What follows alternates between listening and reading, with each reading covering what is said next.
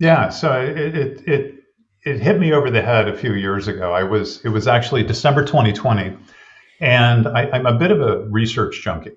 Okay, and I've always loved to research. I look at research instead of watching a lot of TV, perhaps. But it was December 2020. It was right after Joe Biden got elected, and there was a piece of research put out by Pew.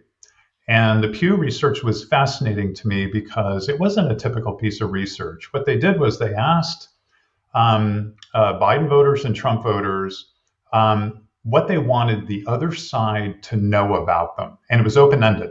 Okay. It wasn't like multiple choice questions. So it was open ended. So these people, wrote some content. And I read through like 100 of these responses and I found them fascinating because what you get from it are two very authentic points of view, people who basically see the world differently.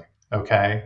And yet they weren't being angry, they weren't being, accusatory. They were just expressing how they thought the world was.